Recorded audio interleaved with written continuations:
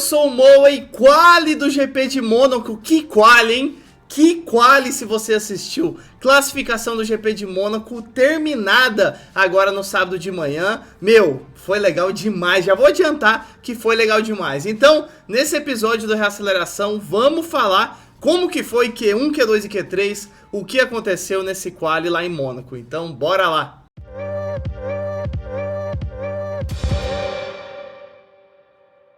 E é isso que a gente falou, pô, se você assistiu, você viu o quão emocionante e o quão intenso foi ali, disputado foi esse quali, essa classificação lá pro GP de Mônaco 2023 da Fórmula 1, que Mônaco costuma, né, a gente já sabe. Pra você e eu, né, que estamos de casa assistindo os GPs, o GP de Mônaco assistido de casa parece não, né, costuma ser muito a mimir. Costuma ser muito a mimir, uma calmaria, quem larga em primeiro e toma a ponta fica em primeiro, e no meio do pelotão acaba sendo assim, porque não tem espaço. Não tem espaço para os carros gigantescos que hoje em dia são da Fórmula 1 de ultrapassagem. Quase não tem. Então, pouquíssimas ultrapassagens e geralmente ultrapassagens pela parada no box. Então, ou larga bem, ou dá uma sorte de o pessoal ali no pit stop fazer algum erro, alguma coisa, uma estratégia errada para tentar uma ultrapassagem indo para o pit stop, porque ao contrário disso, não tem muito o que fazer. Mas a corrida é amanhã, o quali foi legal demais. Então, já vamos começar falando como foi o Q1. Já começamos o Q1 com um tempo bom, né? Tava em previsão de chuva para Mônaco, que na corrida, confesso que também é uma coisa que dá uma animada quando chove, mas no quali eu particularmente prefiro o quali com sol, que é para os carros irem ao máximo e a corrida pode ter uma chuvinha ali de vez em quando que dá uma animada. Mas os qualis de todos os GPs eu prefiro tanto o quali quanto o treino que seja de tempo seco, né? De solzão, que foi o que aconteceu nesse quali, né? Todo mundo tempo limpo, solzão. Todo mundo de pneu macio, faixa vermelha, só alegria. Mas, faltando mais ou menos uns 11 minutos para acabar o Q1, o que aconteceu? Sérgio Pérez, Checo Pérez, que tá num período tenso ali, vamos dizer assim, porque vem sendo pressionado muito pelo Max Verstappen, tá com uma performance incrível esse ano, né? Incrível em primeiro no campeonato. Sérgio Pérez vem entregando, não é que ele não tá entregando, ele vem entregando, mas sempre tem pressão, né? Se você tá o piloto do lado do cara que tá em primeiro, sempre tem uma pressãozinha. E aí, faltando 11 minutos para acabar o Q1, o que ele fez? Forçou a barra, não precisava, o Pérez. Forçou a barra na curva 1, ainda faltava 11 minutos para acabar o Q1. Forçou a barra, derrapou e foi de lado no muro na primeira curva de Mônaco e foi uma batida forte, viu? Ele deu uma destruída no side pod do lado esquerdo do carro, deu uma bela destruída, vamos dizer assim, no carro. Parou no meio da pista e bandeira vermelha. Lembra no treino livre 3 que a gente fez o episódio aqui no Reaceleração falando da batida do Hamilton, que o carro dele foi içado por um guindaste depois da batida no final do treino livre 3, que também teve uma bandeira vermelha? E aí todo mundo, as outras equipes, é difícil você ver o assoalho da parte de baixo do carro, né? Porque, pô, ninguém mostra, e como os carros são muito baixos, não tem como tirar uma foto dali da parte de baixo. E aí no treino livre 3, como o carro do Hamilton foi içado, todo mundo tirou foto ali, só que o carro que todo mundo quer ver é o que tá em primeiro, que é o da Red Bull. E aí aconteceu o quê? Não só foi ruim essa batida do Pérez, porque aí ele ia largar de último, como tava no começo do Q1, o carro dele parou no meio da pista e aconteceu o quê? Guindaste próximo e o carro dele foi içado. E também todo mundo viu a parte de baixo do assoalho do carro da Red Bull.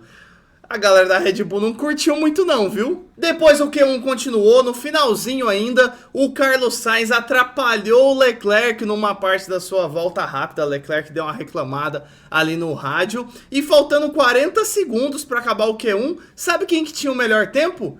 Tsunoda, por incrível que parível, Tsunoda tinha o melhor tempo, faltando 40 segundos para acabar o Q1. Mas não durou muito tempo, né, porque o Verstappen acabou tomando a frente, só que o Tsunoda ficou bem. terminamos o Q1 com Tsunoda em terceiro e Albon, sim, o Williams na terceira colocação. Tudo bem que era o Q1, mas mesmo assim, né?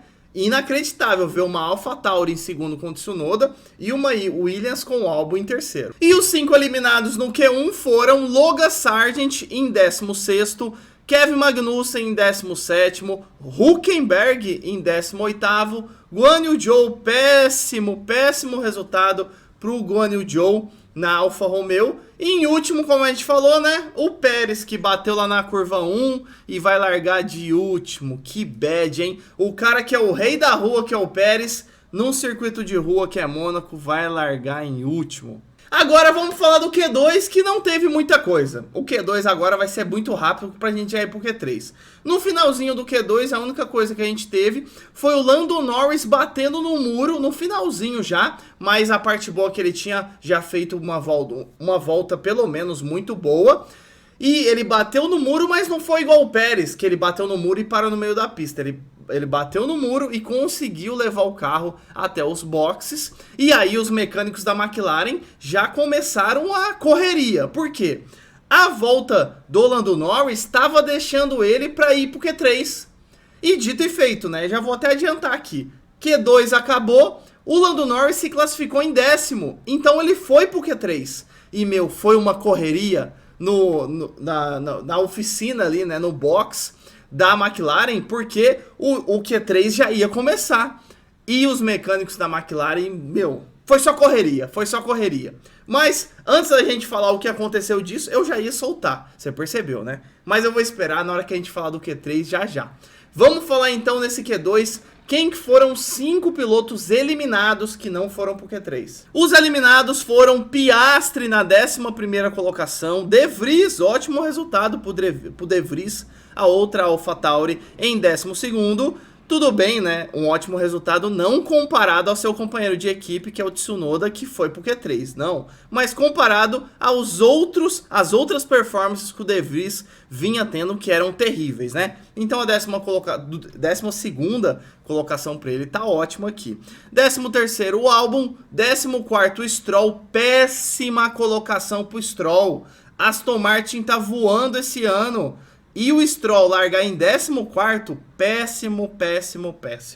E o Bottas em 15º, realmente a Alfa Romeo vem decepcionando esse ano. E entramos no Q3, vamos lá falar do Q3 já. Já nas primeiras tentativas dos pilotos, o jovem Alonso já faz um tempo de 1:11.7, fica na ponta, fica na primeira colocação, seguido pelo Sainz e pelo Leclerc. A gente fala, nossa, será que a gente vai ter uma pole position do Fernando Alonso seguido das duas Ferraris? Então a gente ficou meio assim porque foi um tempo bom. Foi um tempo muito bom, 11:7 do Alonso. E aí, lembra aquela correria dos mecânicos lá da McLaren? Em mais ou menos 10 ou 15 minutos, eles fizeram um milagre, porque o Lando Norris, da metade para o final do Q3, ou seja, as últimas tentativas, eles conseguiram consertar rápido ali o carro do Lando Norris. É lógico que no mínimo para ele ir para a pista fazer uma tentativa, pelo menos, conseguiram. Lando Norris foi para a pista e ia ter uma tentativa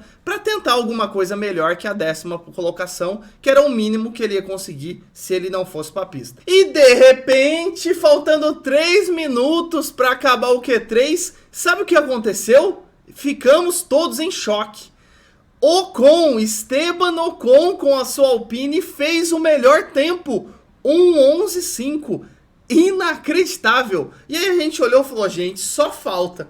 Era só o que me faltava o Ocon fazer a pole position em Mônaco. E você sabe, pole position em Mônaco, a chance do pole ganhar a corrida é muito grande. Será que o Ocon ia ter a pole? E aí, faltando 40 segundos, gente, esse quali em Mônaco foi legal demais. Faltando 40 segundos para acabar o Q3, jovem Alonso faz um 11.4. Lembra que o Ocon tinha feito um 11.5? Alonso faz um 11.4 e fica em primeiro lugar, seguido por Leclerc e Ocon. Imagina só esse grid de largada. Alonso, Leclerc e Ocon. E aí Verstappen vai para sua última tentativa, quase no estouro do cronômetro. Verstappen faz o primeiro setor em verdinho, e aí explicando, né?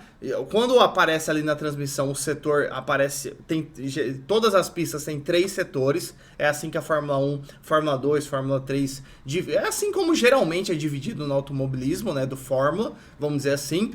Quando aparece amarelo, quer dizer que o piloto fez um setor ruim, comparado ao primeiro colocado. Quando o piloto faz um setor verde, um dos 3 setores verde, quer dizer que é o melhor setor dele.